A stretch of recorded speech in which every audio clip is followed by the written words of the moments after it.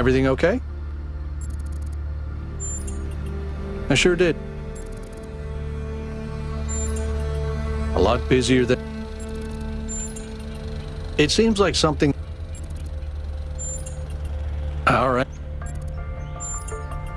Like a lot of things Miranda said. For some reason...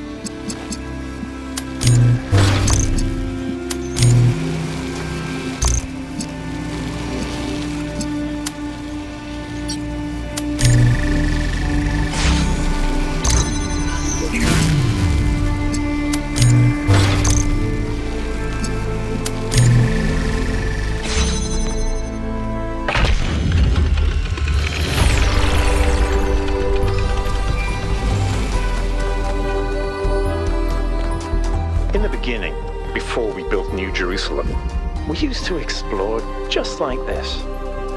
Small groups setting out for the horizon, looking for resources, trying to make sense of the world we'd been thrust into, trying to find a way forward. It was a hard time, but I can't deny that it was also exciting. I think it's part of our nature to be wanderers. Our ancestors crossed entire oceans on flimsy wooden boats just to see what else there was. Is it weird to feel nostalgic for a time I never experienced? I just think I could have contributed so much more back then. It's not weird, but it wasn't all sunshine. People died. Yemo, Calvin, Isaac. I know, they were family to me. Sorry. Didn't mean to reopen old wounds. It's a legitimate point, but I don't think it invalidates the sense of wonder we felt. That's what kept us going.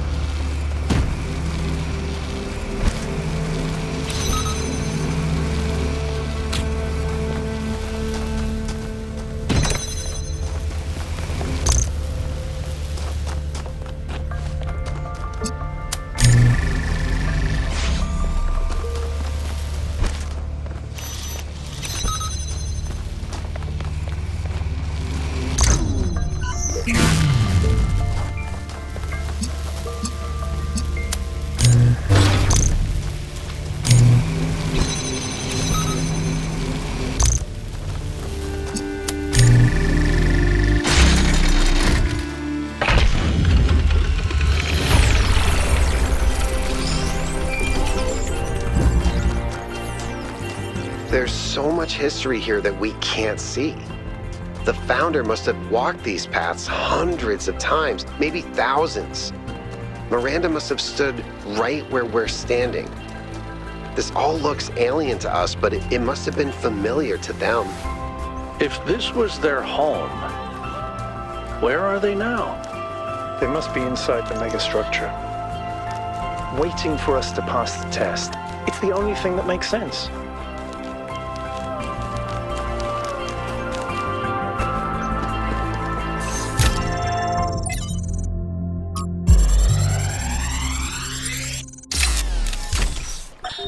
One of the most foolish illusions that commonly persist is that nature is a victim and humanity is a perpetrator. This can only be the opinion of someone who has not witnessed nature at first hand, who has not seen its immense and awe-inspiring baseness. Nature is mindless chaos and eternal conflict. A system of predation and consumption whose perfect cruelty can only induce a terrified and unwilling admiration. Nature is our most powerful and least honorable enemy. A beast that consumed every last one of our ancestors and will consume us just as quickly if we are not successful in our struggle with it.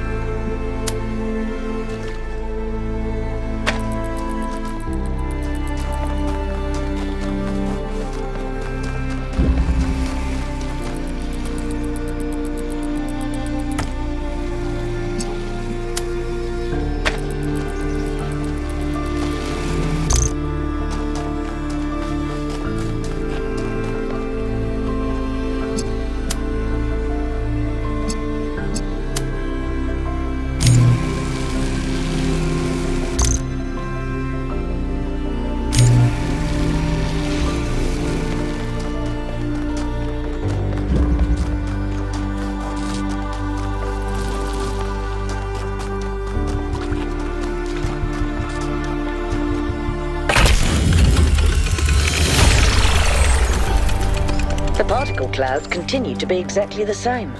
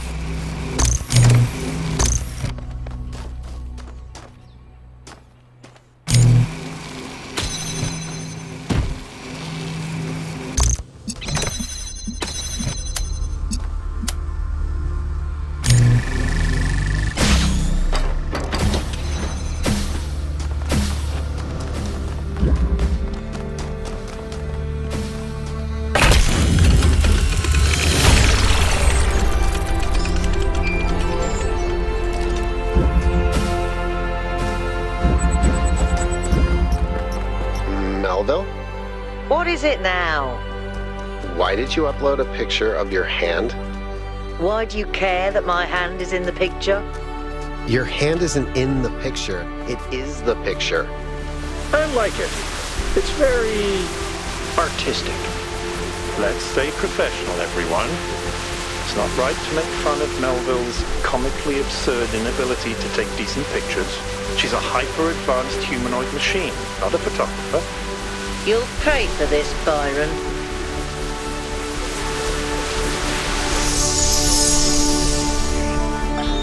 Is it possible that on some level, people want to believe that everything's going to get worse?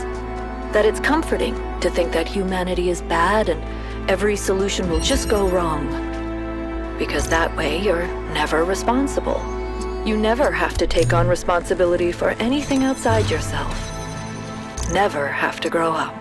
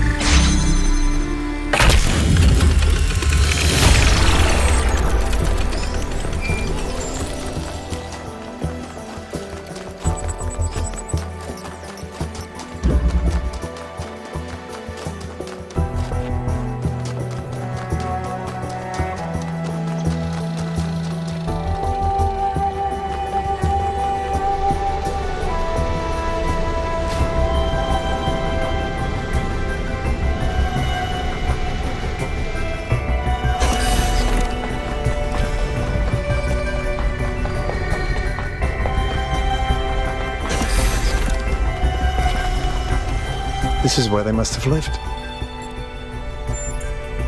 Our civilization is caught in a loop, 1K. We freed ourselves from the simulation. Yes. Thank you, 1K.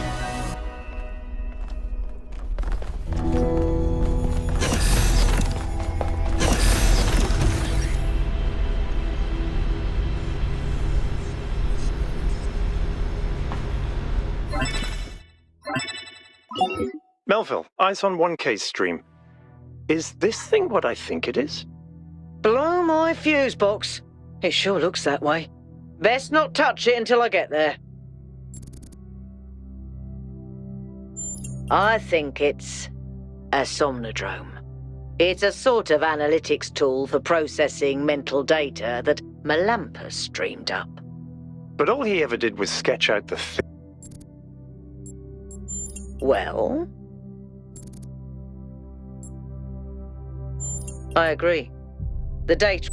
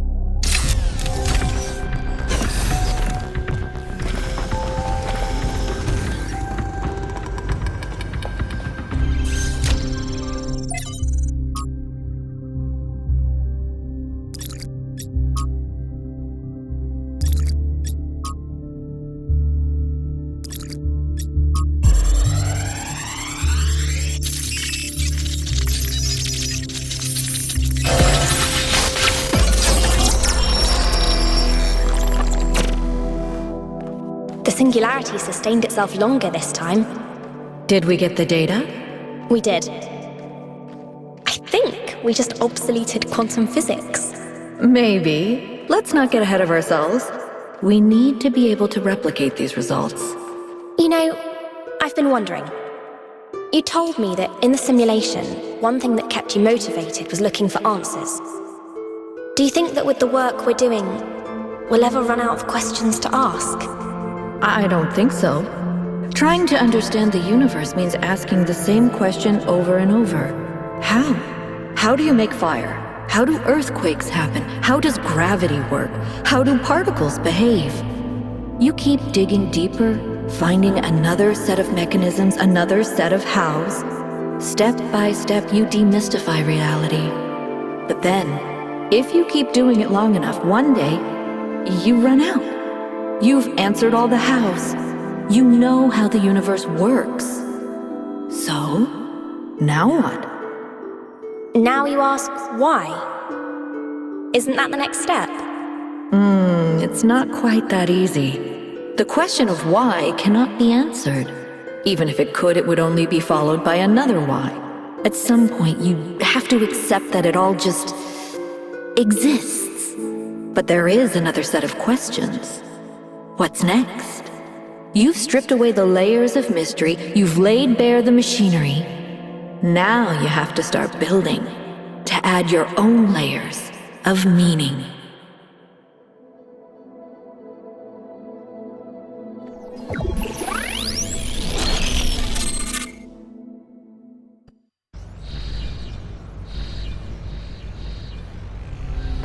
Are you okay? Yes, I was...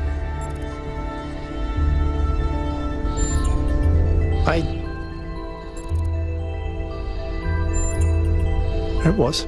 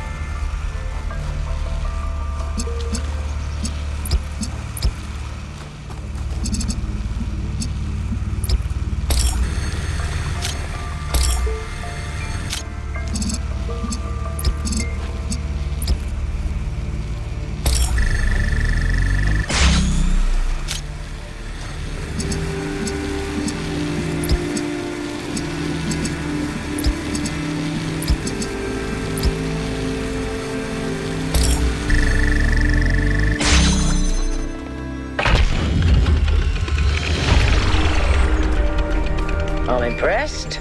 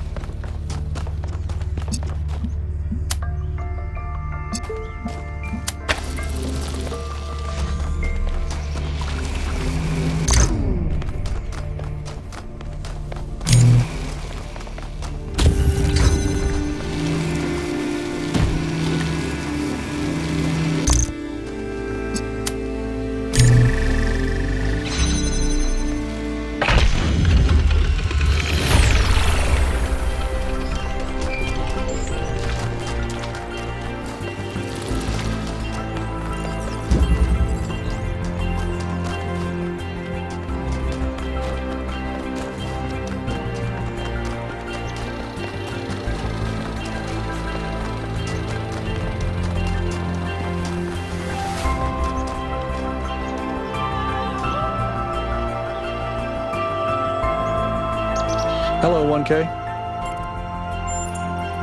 Sure.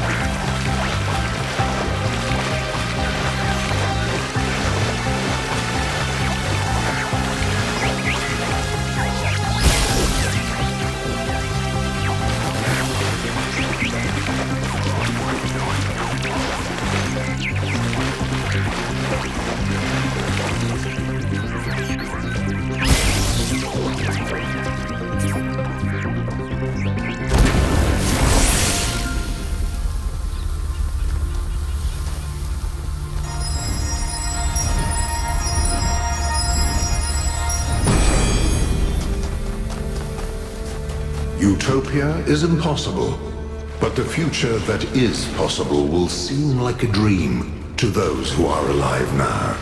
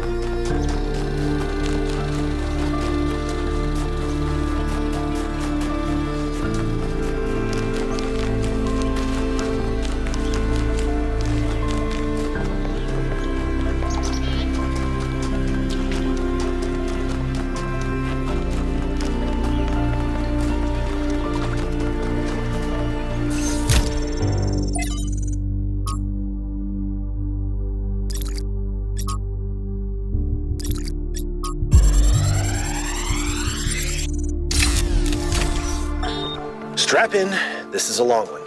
You may have heard the story of the carpenter who died to redeem humanity's sins.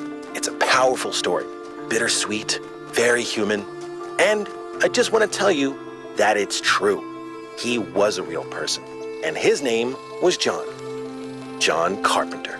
He was born in the year 1948, and he was the coolest filmmaker to ever walk the earth. From Halloween to The Thing to They Live, the totally underrated In the Mouth of Madness, mind you, he just made classic after classic. All of his movies, really fun, really atmospheric, but also really smart. Even when they were goofy, most directors would kill to have made just one of those movies. And what did he get for it? A big, fat truckload of nothing. Well, less than nothing. The studios, the critics, even the fans, they hated him. The Thing, okay, for example, which is about as perfect a movie as you can make, completely torn to shreds. And his career never really recovered. Every movie after that was a struggle, and after a while, he just got tired of it and quit. He only really came back to movies in his 70s. How many works of genius did we never get because of that? Look, I have a point here. People like Carpenter, people like Alex, they're not always appreciated in their own time. If you just do what's popular, you might never create anything important. Of course, we admire people who did the right thing, who didn't conform, but we only ever admire them after the fact. What matters is to support people when it's difficult.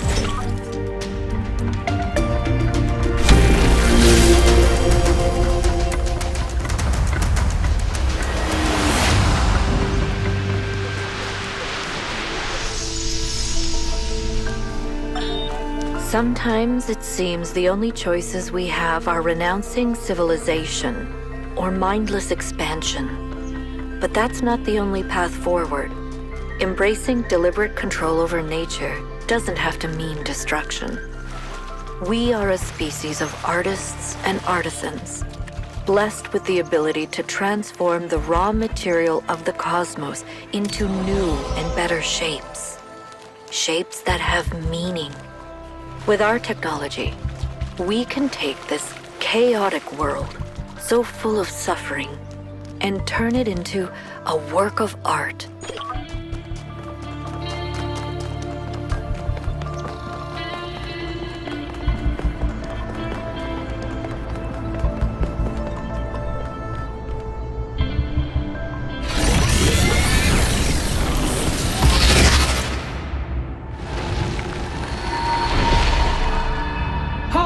Creature of clay, you have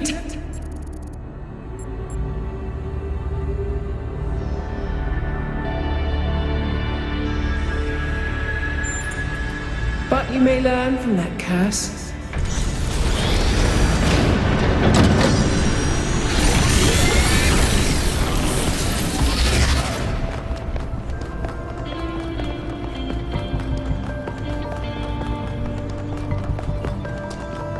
I've been thinking, there's 3 towers per cardinal direction and 3 entities. You'd think it would be symmetrically arranged, 1 tower per entity, right? But we haven't seen Prometheus at all. We're built to find patterns. Maybe we're trying to find patterns where there aren't any.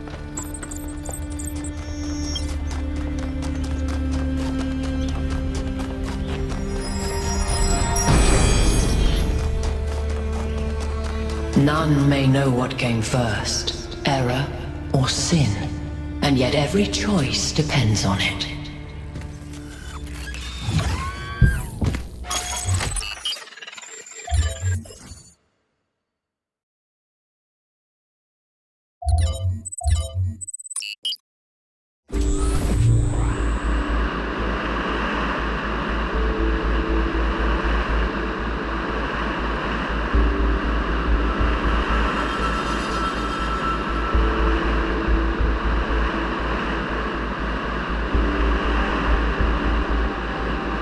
This area looks flooded as well. Our ancestors melted a whole lot of ice. After they died, most coastal settlements were claimed by the sea. South of New Jerusalem, there's a whole city under the water. We went there once with Garrus when I was an apprentice. It was eerie. That's exactly why the Founder created the goal. When you go past the limits, this is what happens. Mother Nature always gets her revenge in the end. This isn't revenge, Al. It's just failure. People, cities, mountains. As far as the sea is concerned, it's all the same. Their mistake was forgetting that, telling themselves nothing would change. It always does.